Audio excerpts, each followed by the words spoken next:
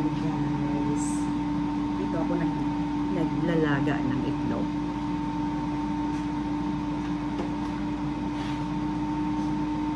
So, diba? Mabilisan yan.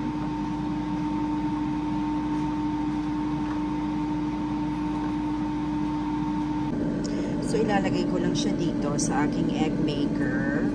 Yan, mga tapos, eto meron siyang ng water.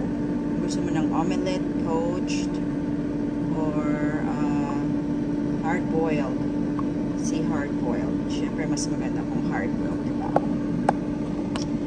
So, meron siyang pin right here. So, igaganyan mo lang siya ng ayan, mabutasan mo lang siya dyan.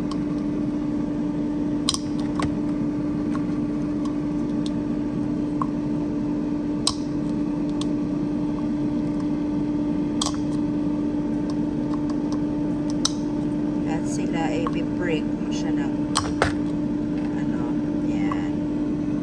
Yan, may mga break na siya.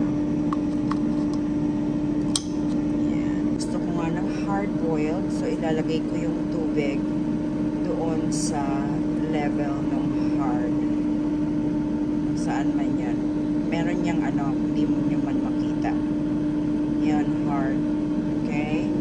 Tapos ilalagay ko lang yan dyan siya.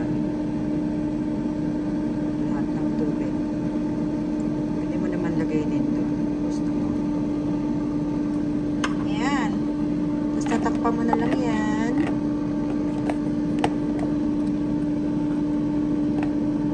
Na lang yan siya. Saksak mo dyan.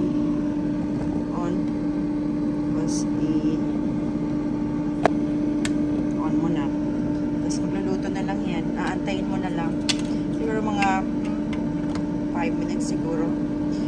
Yan. O, di meron akong hard-boiled egg. Wala nang hugas-hugas, diba?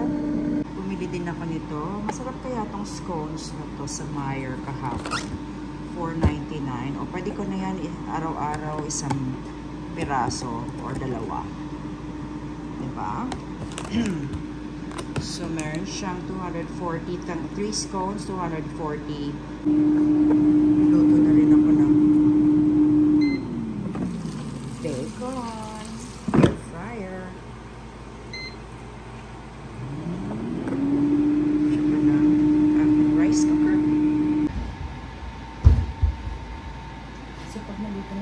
Lalagyan ko ng ice to at saka lalagyan ko ng water para ibabad yung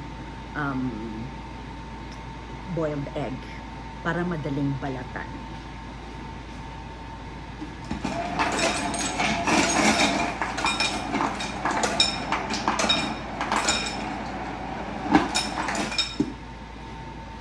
Yan, may ice na siya. Lalagyan ko siya mamaya ng tubig kasi tapos na. Sobrahan yata yung pag-prick ko dito sa isa, oh. Lagyan ko siya sa ice. Pwede na yan. Lagyan ko siya sa ice.